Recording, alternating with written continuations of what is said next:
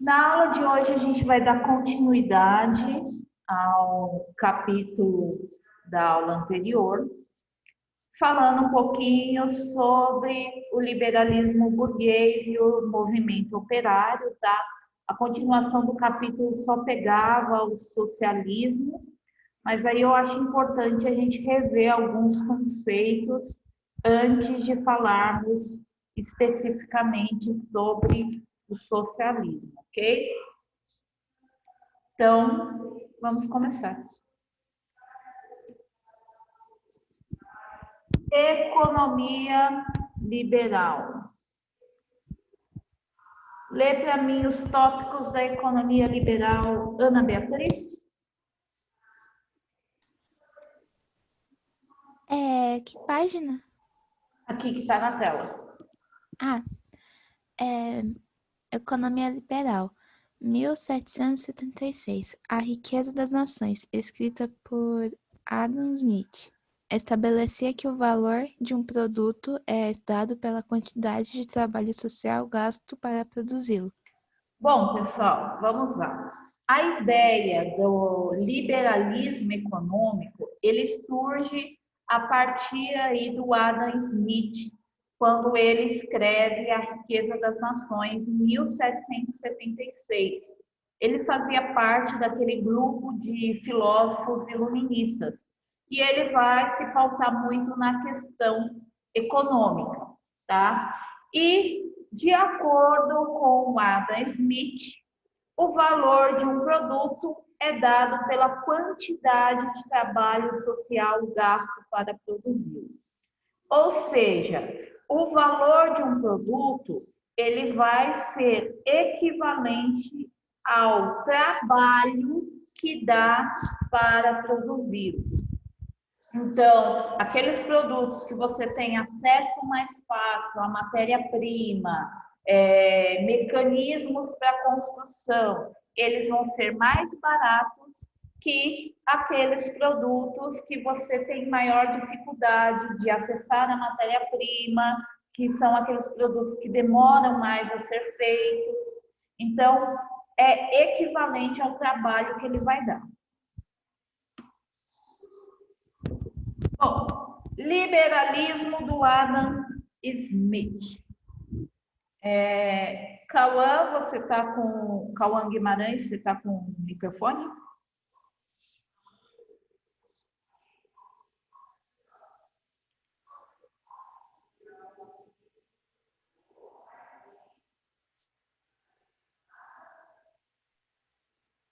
Não? Então, João, lê para mim os tópicos do liberalismo de Adam Smith. Claro, dizia que, à medida que cada indivíduo cuidasse de seus interesses individuais, a sociedade prosperaria como um todo. O mercado seria regulado pela lei da oferta e da procura, sem a intervenção do Estado. Defendia o livre cambismo. Bom, gente, o Adam Smith, ele era defensor, então, da ideia do liberalismo econômico. Ele acreditava que a economia de um país, ela só cresceria, ela só iria prosperar uma vez que cada pessoa cuidasse aí com relação aos seus interesses individuais, os seus interesses pessoais. E na visão dele, o Estado ele não precisava intervir na economia, porque o mercado ele vai se organizar sozinho de acordo com a lei da oferta e da procura e de acordo também com a concorrência. Então, o que, que vai acontecer? Na visão dele, se eu tenho uma indústria e na região em que a minha indústria funciona, existem aí outras indústrias que produzem a mesma coisa, fatalmente isso vai fazer com que a gente diminua o preço dos produtos, porque é justamente aquela ideia da concorrência e da oferta e da procura. Como eu tenho aí muita oferta, porque eu tenho muitas empresas e pouca procura, isso vai fazer com que eu tenha necessidade de diminuir o valor para poder alcançar meu mercado consumidor. Agora, se eu estiver sozinha na região, produzindo, o valor vai ser alto porque eu não tenho concorrência. Então, na visão dele, isso era algo automático na economia. Então, não precisava ter a intervenção do Estado para definir valor, preço dos produtos, porque seria algo natural. E ele também era um cara que defendia o livre cambismo, ou seja, na visão dele não deveria haver taxas alfandegárias entre um país e outro, entre uma região e outra. Por quê? Porque o mercado ele deveria ser livre, sem imposições de taxas, seguido somente pela lei da oferta e da procura.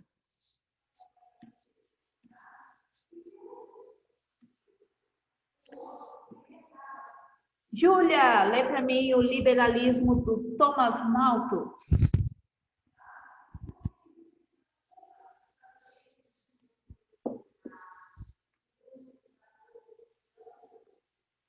Júlia?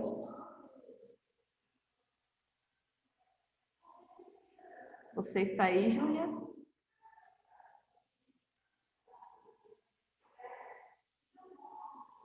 Ela ainda está aqui na chamada, só não está falando.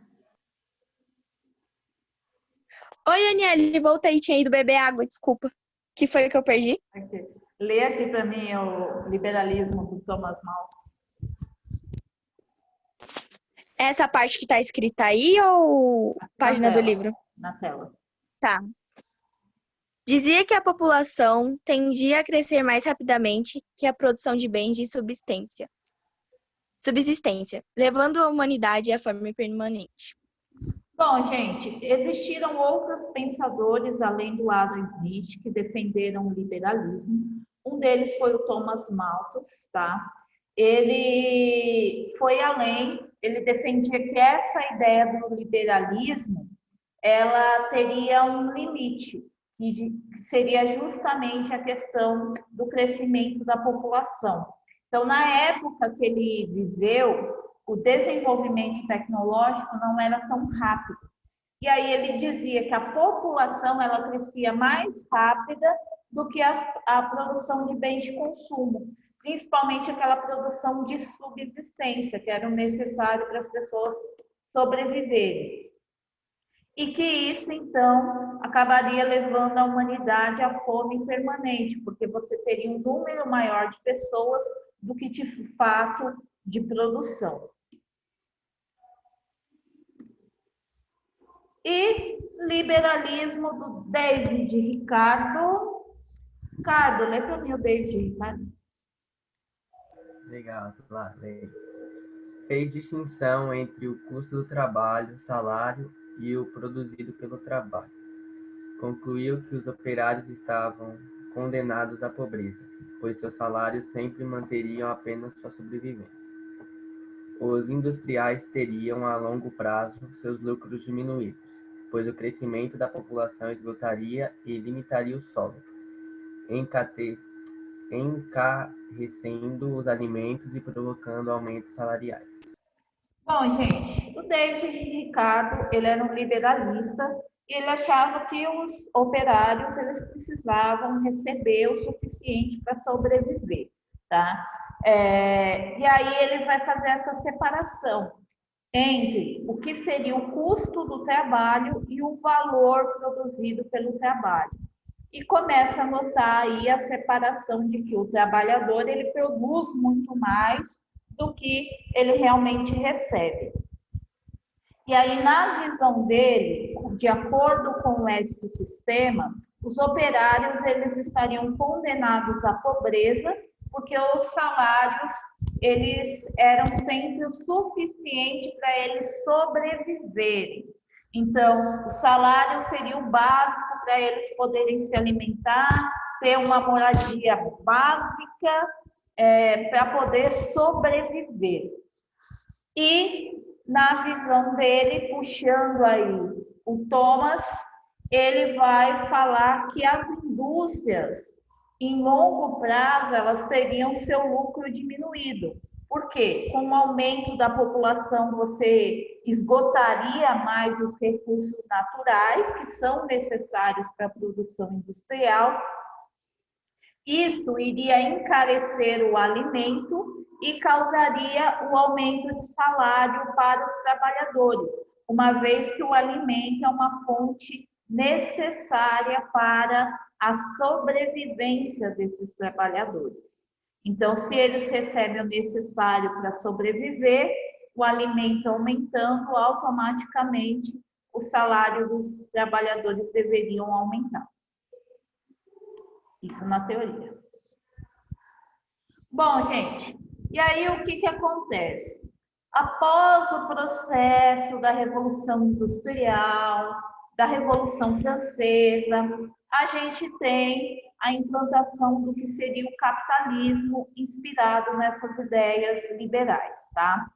E dentro disso vai se destacar a Inglaterra no século XIX e vai começar a ser questionado também as condições de vida dos operários. Por quê? As primeiras fábricas, como nós vimos, eram muito ruins, muito precárias, os salários muito baixos, e os operários ficavam naquela condição de extrema pobreza.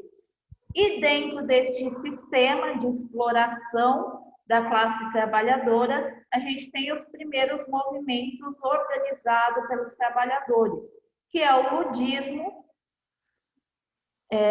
inspirado por Ned Ludd, que ele quebrava as máquinas, e nós vamos ter também o cartismo, que vai procurar trazer mudanças dentro da política.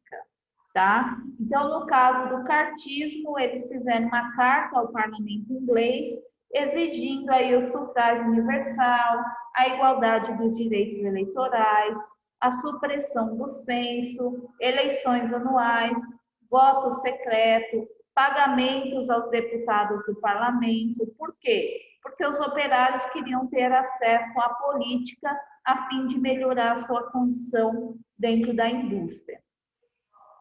E aí, então, no caso do cartismo, nós já vimos, tiveram duas correntes, tá? Uma corrente que pregava a luta por meios pacíficos, através da política, e outra luta que pregava aí uma luta armada contra os capitalistas. No final, nós tivemos algumas conquistas desse movimento do cartismo. A Lei de Proteção ao Trabalho Infantil, a Lei de Imprensa, a reforma do Código Penal, a regulamentação do trabalho feminino e do trabalho infantil, a Lei de Supressão dos Direitos sobre os Cereais e a Lei permitindo aí as associações políticas e a Lei da Jornada de Trabalho de 10 horas, 10 horas aí diárias, tá? E aí, o que acontece, gente? Essas conquistas, elas foram muito importantes para trazer aí uma melhora na condição de trabalho, mas ela não era suficiente. E aí, então, surgem as ideias socialistas, ok? Então, vamos ter dois tipos de socialismo. O primeiro é o socialismo utópico. Então, Laura, lê para mim o socialismo utópico. Foram assim chamados por idealizarem uma nova sociedade zen. No entanto, esboçarem uma forma objetiva de ser atingida o poder e realizar as mudanças necessárias. Tópico 2. Concebiam um mundo equilibrado e justo, a ser criado pela boa vontade dos grupos privilegiados pelo Estado. Bom, gente, os socialistas utópicos, eles foram assim chamados porque eles imaginavam uma sociedade equilibrada, um mundo perfeito, justo, porém, eles não davam formas objetivas de como alcançar essa sociedade, tá? Por isso que eles foram chamados de utópicos. Utópicos é quando você tem aquela ideia perfeita, mas não tem como alcançá-la. E aí, entre os socialistas utópicos, a gente tem em destaque o Saint-Simon, tá? Lene, lê para mim o Saint-Simon.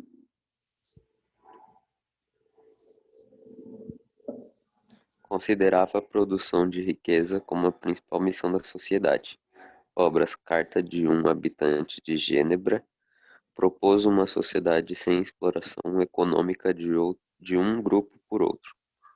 Seria uma sociedade regida por um grupo de sábios e sem ociosos, na qual não existiriam militares, clérigos e nobres. Bom, gente, o Saint-Simon ele idealizou uma sociedade que seria governada por sábios. E aí, dessa forma, com pessoas que têm sabedoria governando, ele acreditava que seria uma sociedade em que não haveria a exploração de um grupo para com o outro. Seria uma sociedade que não precisaria de militares, não precisaria de igreja, não precisaria de nobres, porque seria uma sociedade equilibrada, governada por pessoas que têm sabedoria. Por isso, dá para vocês perceberem já a ideia do utópico, tá? Nós temos também um outro socialista utópico, que é o Charles Fourier. Então, Lívia, lê para mim o Charles Fourier. Obra Teoria dos Quatro Movimentos e dos Destinos Gerais. Dividiu a sociedade em 4 fases: selvageria, barbarie,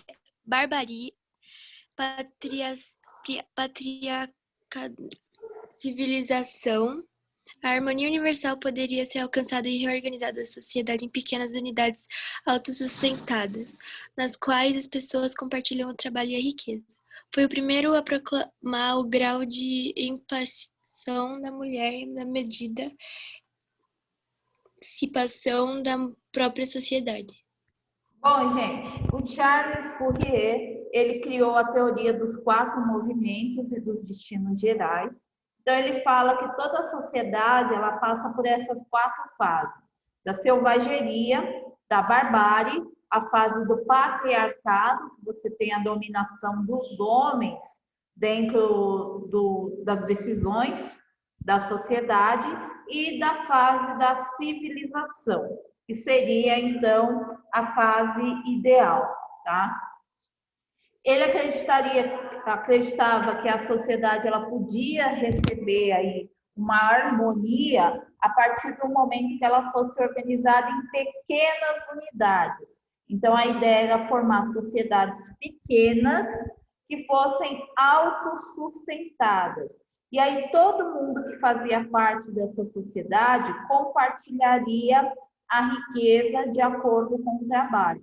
Então, basicamente, todos trabalhariam e o que fosse produzido seria distribuído entre todos. É interessante o trabalho dele porque ele foi o primeiro a falar com relação à emancipação da mulher, a ideia de igualdade e liberdade para a mulher. Ele falava que a sociedade ela era mais avançada a partir do momento que a sociedade ela tinha essa visão da emancipação da mulher. Então, quanto mais a mulher fosse livre, melhor seria a sociedade. Robert Owen. Lê para mim o Robert Owen, Maria, Eduardo. Dono da fábrica textil esse nome aí, eu não sei ler. Transformou a cidade em uma colônia modelo com casas espaçosas e bem projetadas para os trabalhadores. Armazém para fornecimento de mercadorias a baixo preço e a primeira escola de educação infantil da Grã-Bretanha. Atingiu lucros enormes, fundou colônias onde as fábricas pertenciam aos operários, lutou para limitar o trabalho feminino e infantil. Bom, gente, o Robert Owen, ele era um socialista utópico, ele era um burguês, então uma das características dos socialistas utópicos é achar que a burguesia iria entender que os trabalhadores estavam sendo explorados e dariam, então, melhores condições de vida para eles, tá? E foi seguindo essas ideias que o Robert Owen, que era dono de uma fábrica de tecidos em New Lanark, na Escócia, ele resolveu colocar em prática suas ideias na fábrica que era dele. Então, ele transformou aí a sua fábrica numa colônia modelo para os trabalhadores, e aí ele passou a construir perto da sua fábrica casas espaçosas e bem projetadas para os trabalhadores. Ele tinha armazéns que forneciam mercadorias a baixo preço para esses trabalhadores. Ele criou escolas de educação infantil na Grã-Bretanha para que os filhos dos trabalhadores pudessem estudar. E, com isso, os trabalhadores motivados trabalhavam e produziam muito mais. E aí, o que vai acontecer? Ele vai chegar a atingir lucros enormes com a sua fábrica e ele, então, vai começar a implementar colônias ali na região onde as fábricas estariam nas mãos dos operários. Ele também vai lutar na região para diminuir o trabalho feminino e o trabalho infantil. Só que, como haviam outros donos de indústrias na região que não estavam gostando daquela situação, porque para você dar melhores condições para o trabalhador, você precisa abrir mão de uma parte dos seus lucros. E os donos das indústrias não queriam fazer isso. Então, o que os outros fizeram? Os outros donos de indústria começaram a reduzir o valor dos produtos, principalmente dos tecidos, para causar a falência do Robert Owen. Oi, Aniele. Oi. A internet da Laura caiu e ela disse que está muito fraco o 3G dela e ela não vai estar conseguindo entrar de novo. Ok. Pordon. Lê para mim o Pordon. Nicolas? Consegue? Considerado um dos primeiros teóricos do anarquismo, propunha a troca do produtos sem visar ao lucro e a criação de um banco popular, com crédito barato. Denominava seu projeto de anarquista mutualista. Bom, gente, o Pordon, ele foi considerado aí um dos primeiros precursores do anarquismo e ele vai justamente propor essa troca de produtos sem a ideia do lucro. Então, eu não vou visar o lucro quando eu vendo alguma coisa. Eu vou simplesmente trocar um produto que eu preciso por outro. Então, eu não preciso ter essa ideia de vou lucrar o que com isso?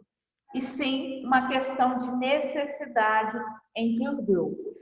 Ele também propôs a criação de um banco popular com crédito barato, para que a população pudesse utilizar o dinheiro, justamente porque os bancos eles tinham juros muito altos e isso prejudicava as camadas mais pobres da população. E ele denominava o projeto dele de anarquista mutualista, justamente por essa questão da troca dos produtos ao invés de você ficar visando o lucro. Socialismo científico, gente.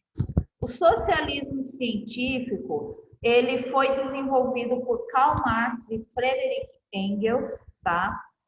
Principalmente descrito aí na obra O Manifesto do Partido Comunista, que foi escrito por Karl Marx e Friedrich Engels e o livro O Capital, que foi escrito por Karl Marx, tá?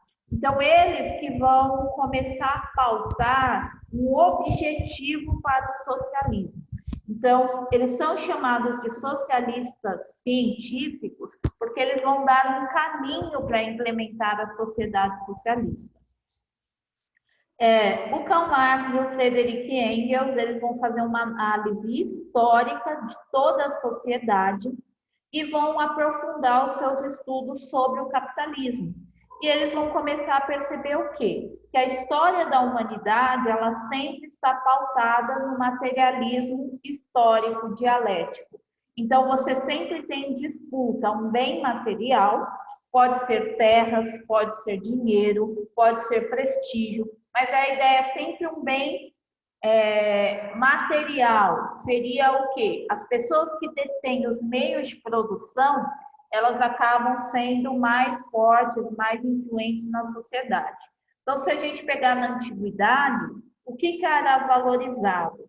Era a terra. Então, se eu fosse o dono de uma terra, eu era uma pessoa importante, tá? E aí ele vai perceber o quê? Que sempre há essa dialética, sempre há uma elite e uma classe sendo explorada. Então, você pega lá na Roma Antiga, patrícios e plebeus. Você pega na Idade Média, você tem os nobres e você tem a burguesia. Por quê? A burguesia, embora fosse uma classe que tinha dinheiro, ela não tinha acesso à política, ela não comandava. E aí, então, o que ele percebe?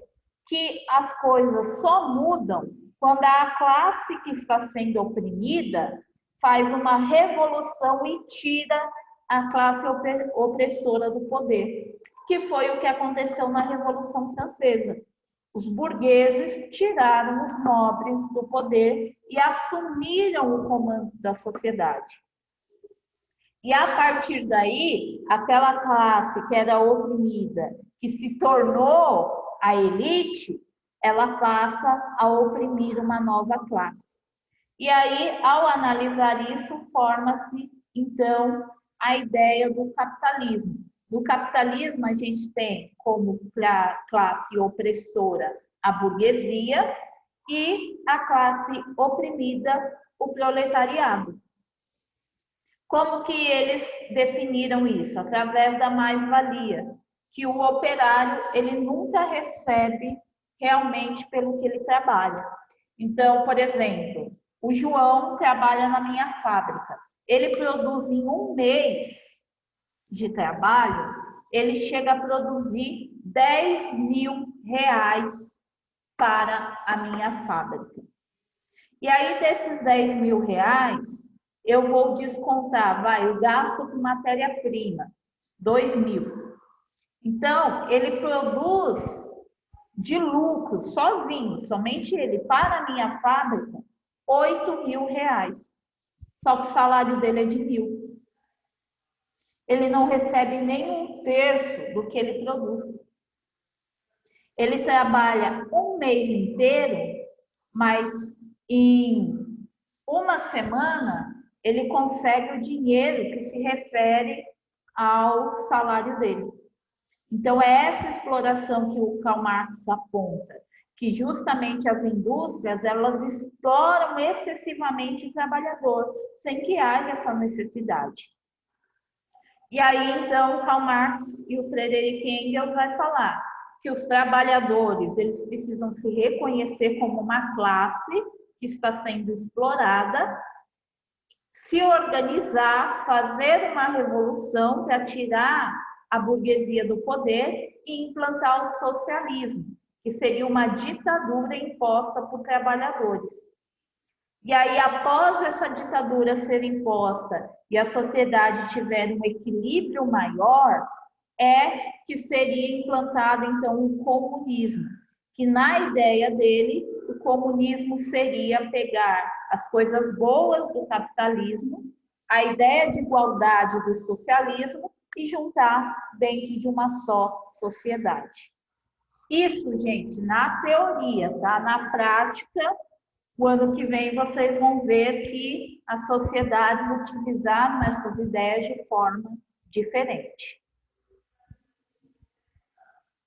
Bom, com relação ao anarquismo, a gente tem aí os principais teóricos do anarquismo, que é o Bakunin e o Kropotkin, tá?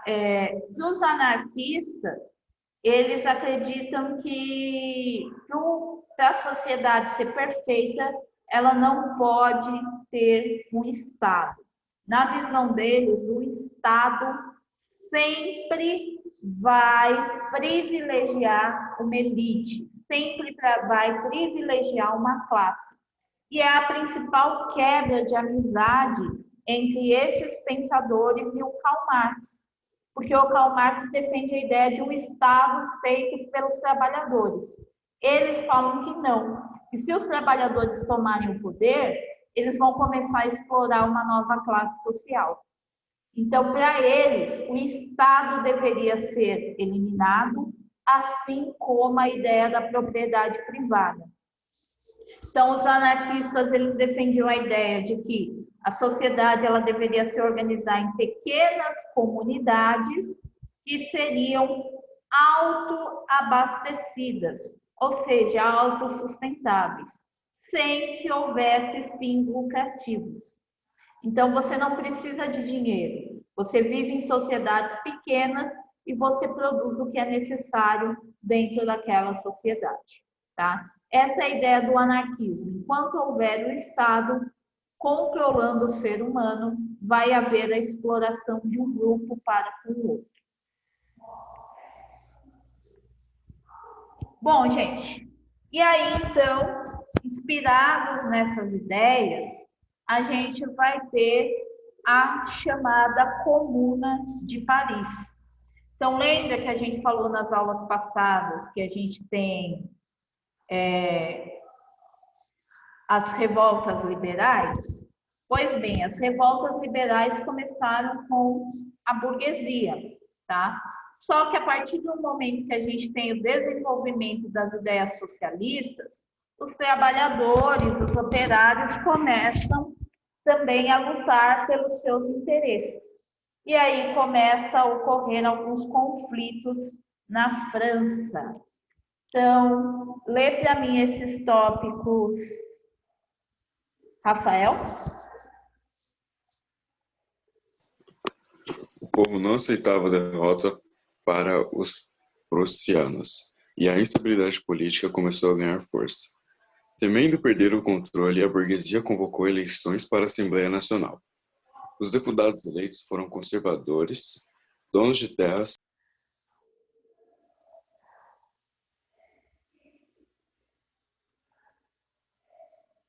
E o Rafael caiu? Pelo que eu tô vendo, sim. Caiu.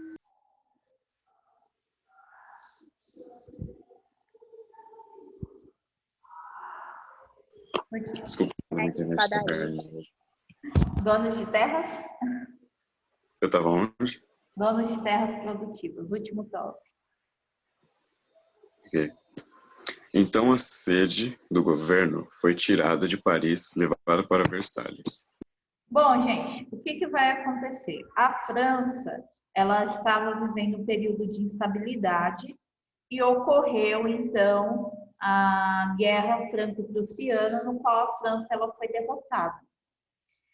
Só que o povo francês em si não aceitava a derrota e começou uma revolta nas ruas francesas. A burguesia, temendo perder o controle para os operários, ela convocou eleições para a Assembleia Nacional. Nessas eleições ocorreram algumas fraudes e os deputados eleitos foram aqueles grupos conservadores que eram donos das terras produtivas. E aí, diante dessa situação, a sede do governo ela foi tirada de Paris, que era onde estavam acontecendo os movimentos, e foi levada para Versalhes, no intuito de proteger a burguesia no poder. E aí, então, nós temos a Comuna de Paris. Lê para mim, Tainá.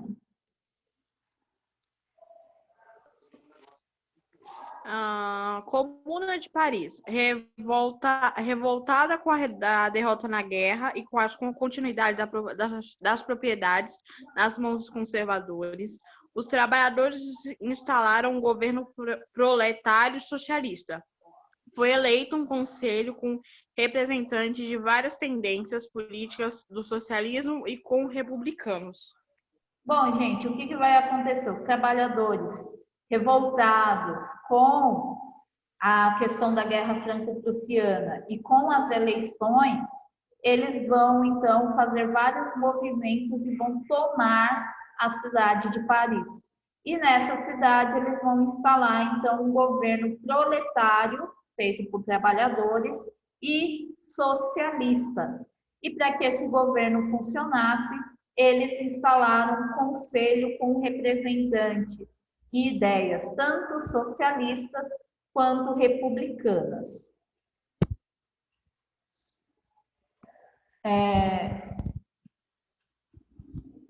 Continua a leitura para mim, Ana Beatriz. Mudanças e o fim da Comuna de Paris. Educação pública de qualidade universal, laica e duradoura, estatização das indústrias que se passariam a ser administradas pelo Conselho da Comuna, tabelamento dos preços de produtos essenciais, apropriação das terras pela Comuna. Em 1871, após 72 dias de governo, as tropas francesas invadiram Paris e mataram 20.000 pessoas, pondo fim à Comuna de Paris. Bom, gente, a Comuna de Paris, ela em 72 dias, ela conseguiu implantar na cidade educação pública de qualidade, universal, laica e duradoura no território. Ela estatizou as indústrias que passaram a ser administradas por um conselho da comuna. Eles também fizeram um tabelamento de preço de produtos principais para a alimentação da população.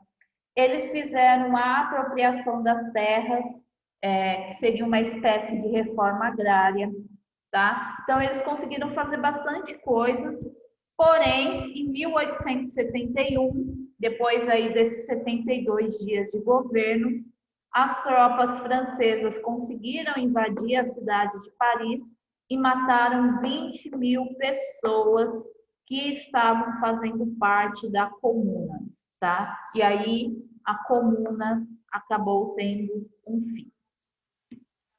Dúvidas, medos, traumas, preocupações? Nenhuma dúvida, nenhum medo, nenhum trauma e nenhuma preocupação. Preocupação a gente tem todo dia, né, Aniele? Trauma de vez em quando. Bom, gente, por hoje é só, tá bom? Não deixem de fazer aí a atividade na plataforma. E lembrando, semana que vem é a avaliação mensal de vocês. O tema vai ser sobre o segundo reinado no Brasil. Ô, Aniele, eles vão mandar todas as provas juntas? De todos os professores? Não sei. O Tiago, ele acha que vai mandar aos poucos, para vocês irem fazendo.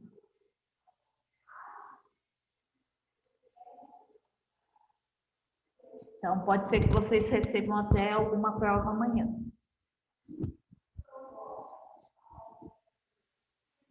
Aniele, deixa eu fazer uma pergunta rápida. A gente sabe que as aulas vão